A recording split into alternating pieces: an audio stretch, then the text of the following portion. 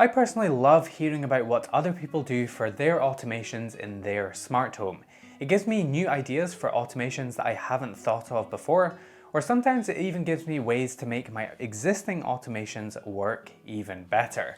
But the problem is, I've been so busy packing up EP1 orders recently, I haven't really had a chance to talk to anyone about my automation ideas, or even to get new ideas from. It's been absolutely terrible. If only I had some friends that I could talk to about my automations. Hey, what's up? This is Reed. My favorite automation right now is probably our garage lights flashing if someone goes from our house into the garage while the garage door is open.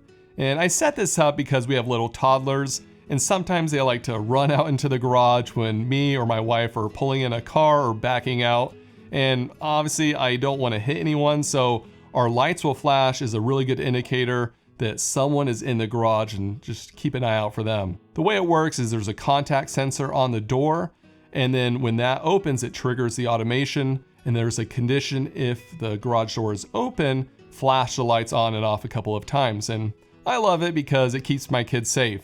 Hey guys, my name is Shane Watley, and my channel is dedicated to building a smart home with Apple's HomeKit. Picking my favorite automation is definitely a hard thing to do. There are so many useful ones. If I had to pick just one, I think I'll pick a recent one that I set up that basically sends me a custom notification if my front door smart lock has been left unlocked for more than 30 minutes.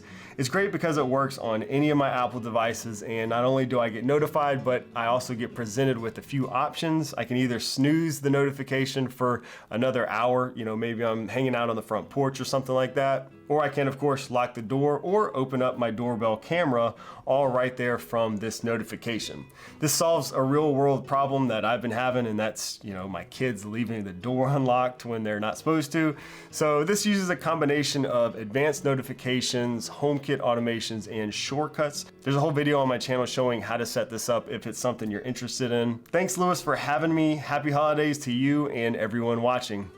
Hey, I'm Alan, the home automation guy. For me, a truly smart home is one that automatically adjusts and adapts to the needs of the people living in it or people visiting it, doing the right thing at the right time. You shouldn't have to shout at a voice assistant or use a smartphone app to turn on some lights or adjust the heating. My favorite home automation is one that demonstrates these principles very clearly. The lights in my living room around my television automatically dim when I start watching a TV show or a film, giving me a really nice ambient cinema-like atmosphere. When I pause or stop the media that I'm watching, those lights magically brighten back up again so I can walk around without tripping over anything when I get up to go to the toilet or get myself a snack. To make this work, I watch all of my media on a Google TV Chromecast thingy that is connected to my Home Assistant. I've then got two very simple automations. The first one is triggered when the Chromecast state goes to playing for more than 2 seconds. It then checks to see if I've already got the lights on and if it's after 8 PM. I don't want the lights to turn on if they're switched off or dim if it's the middle of the day. If those conditions pass, then the automation activates the TV mode scene, which sets my lights exactly how I like them. The second automation does the reverse, and that's triggered when that Chromecast state goes to paused or off for more than 2 seconds. It checks the same conditions and then turns the living room lights up to 100% brightness. Every time I start watching a show and the lights automatically fade down, a little smile creeps onto my face and I remember how awesome it is living in a smart home. In 2023, I'm going to be moving into a new house, or as I like to call it, a greenfield smart home. I'm going to be setting this house up as a smart home from scratch, using everything that I've learned over the past 3 years.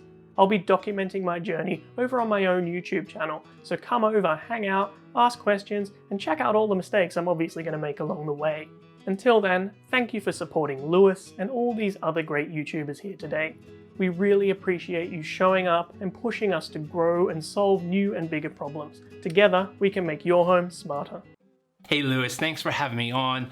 And for those who don't know me, my name is Eric. I have a YouTube channel called Modern Day Tech, where I look at a lot of smart home products, which are mostly Apple Home, because that's my primary platform, but I do dabble into the other platforms also. Now, when it comes to automations, we create automations for a number of factors, mostly convenience, to save some time, to save some money, and the almighty Cool factor. Who can forget about the cool factor? But the automation that I love the most, or the best automation that I've created thus far, has a huge safety factor that could save your life. And this automation actually uses a product that I designed myself, and that is my smart home door closer. You know, a few years ago, we used to all be home, kids would be screaming and making noises. I would be deep into a Zoom meeting and I was not able to get up and close the door. So after months and months of tinkering around with different motors and relays, I finally had my design, but I also learned that most firefighters recommend that you sleep with your doors closed at night. Obviously, most people don't do that, but then I started thinking and put two together and had this bright idea. So now when my smart home smoke detectors go off, my doors will automatically close. So that is my best automation, my favorite automation, and thanks again to Lewis for having me on. Happy holidays, everyone. Right. I've been asked by Lewis to tell you about my favourite smart home automation of 2022. I tried to pick something not sex related because I'm not a pervert like Lewis. Oh yeah!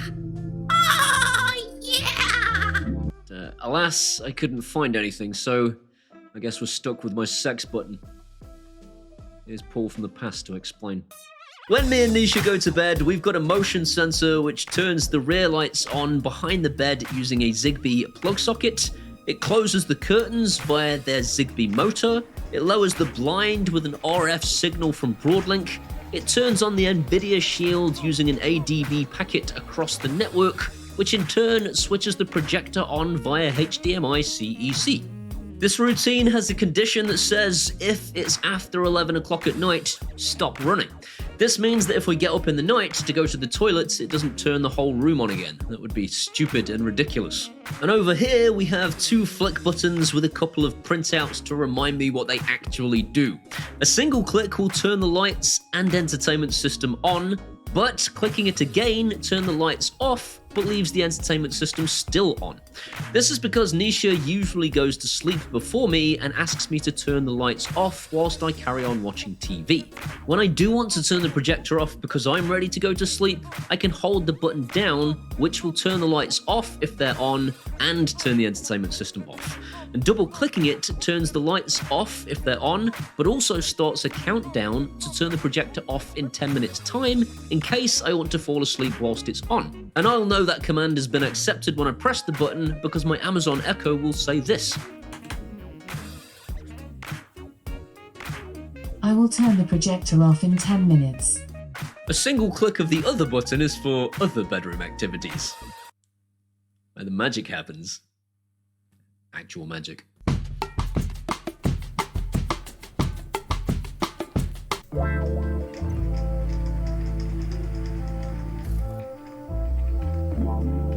This button has never been used. Not since I started faffing around with YAML files.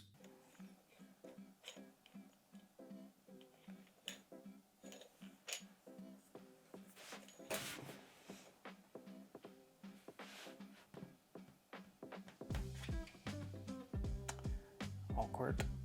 Hey everyone, I'm Techno Tim and I mostly make videos about home labs, home servers, self-hosting, and even a little software development.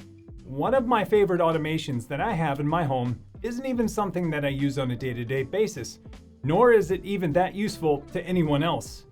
But it sure is fun on my live streams, and it's letting random people from the internet control my home. Okay, it's not random people, but it's viewers that are in my live stream. These viewers can choose from different themes and change the lights in my studio using a bot that I wrote myself.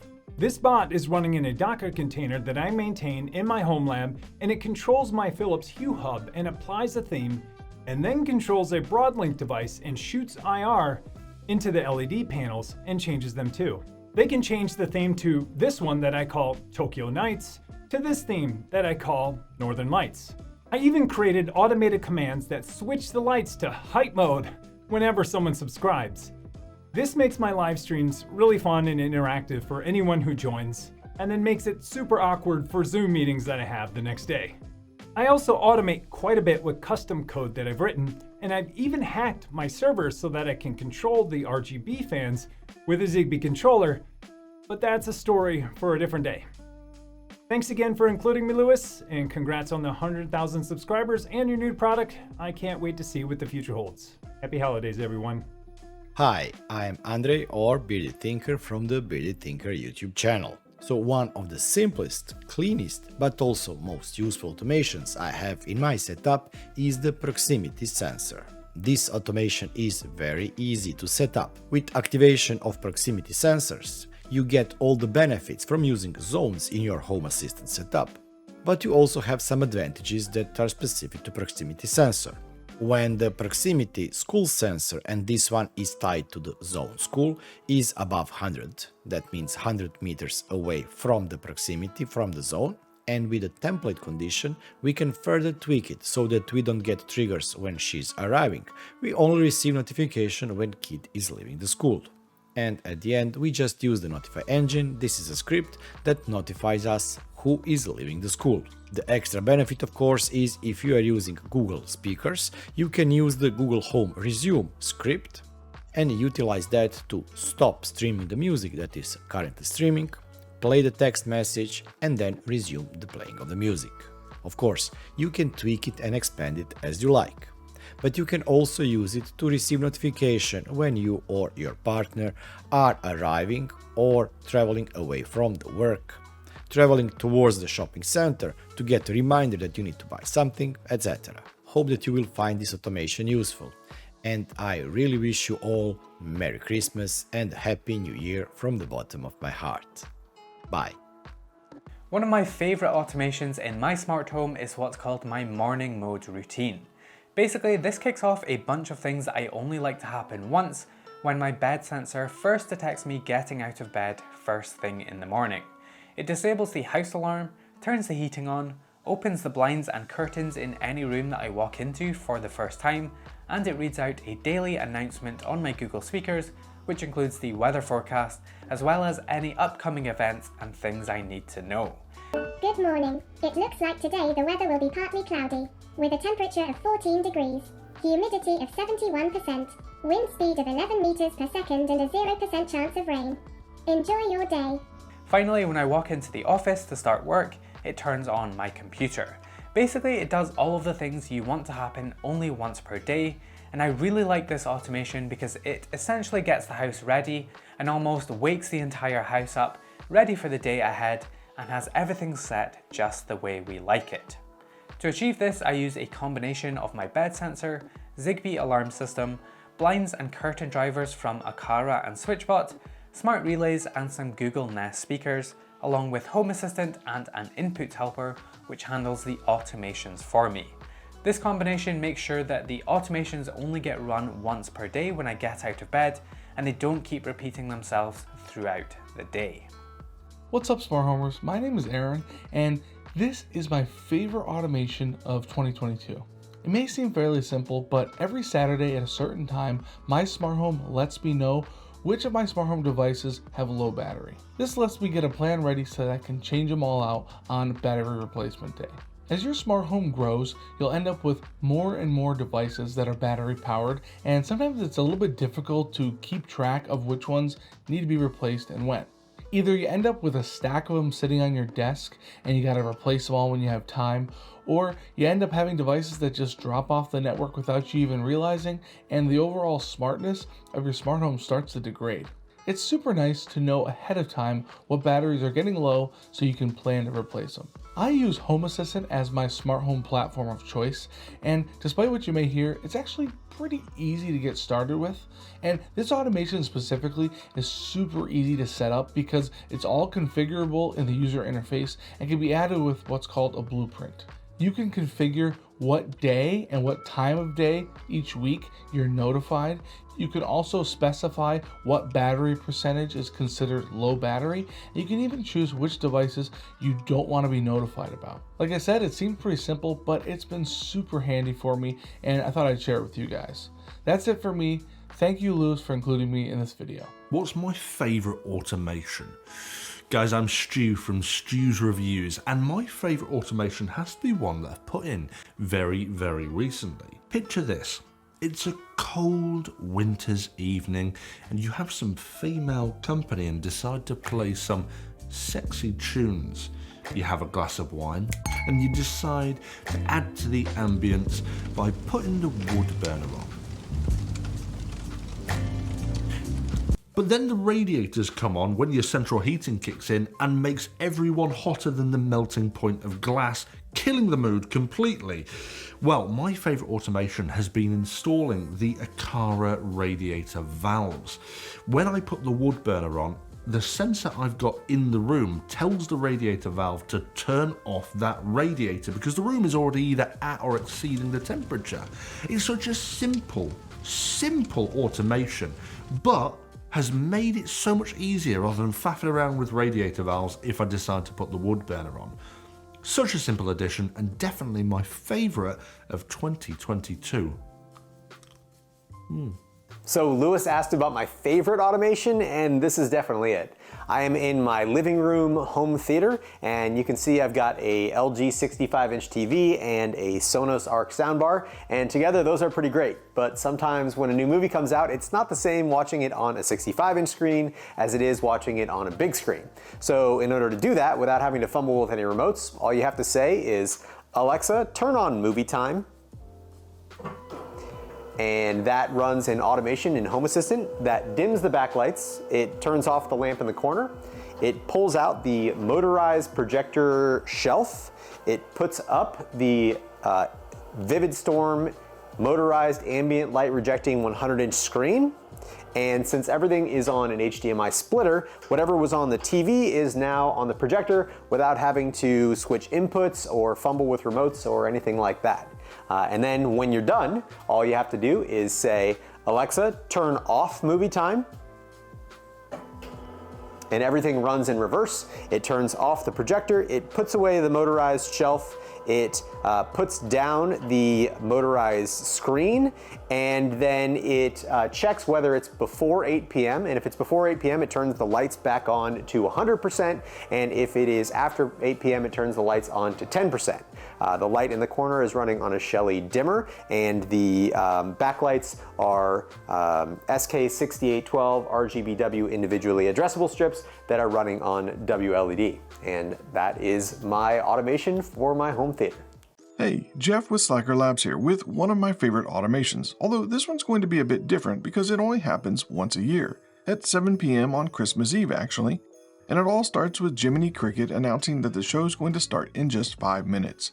Then after a 5-minute delay, all the lights in the living room turn off and the music starts. The Christmas tree turns on, and then one by one all of the lights and lamps in the living room join in at various times with different colors in sync with the music. My own little Christmas show, if you will. All of this is achieved using Home Assistant, some MP3s I found online, some LifeX and Zigbee bulbs, as well as some smart plugs. And previous versions included WLED light strips as well. Not all that practical in terms of automations, but it is an easy way to add some holiday cheer to your smart home, and infinitely customizable. And with that, all that's left to say is I wish everyone out there a merry holiday season and a happy new year automating the boring stuff. And now for something else that's different, back to Lewis.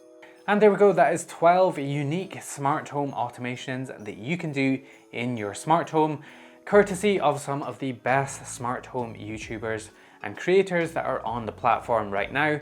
Thank you so much to all of the creators for participating in this video once again. This is almost like a yearly tradition where we're going to keep doing this video where we feature a bunch of other smart home creators here on this channel. Yeah, so thank you so much to all of those creators for sending me clips and for participating.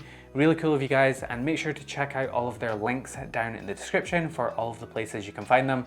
These are some amazing creators and they make some incredible content, so yeah, definitely make sure to check them out down below.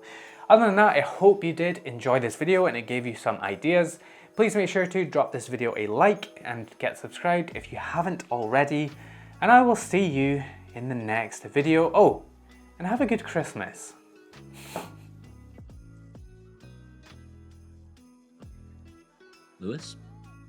Lewis's audience, nice to meet you. That's such a stupid way of starting it. Hello, I am Paul Hibbert. I have a YouTube channel. That's even dumber. So here is Paul from the past to explain what that is and how it works.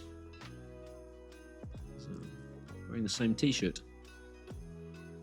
I'm dirty. No! You stupid idiot. Smart home creators from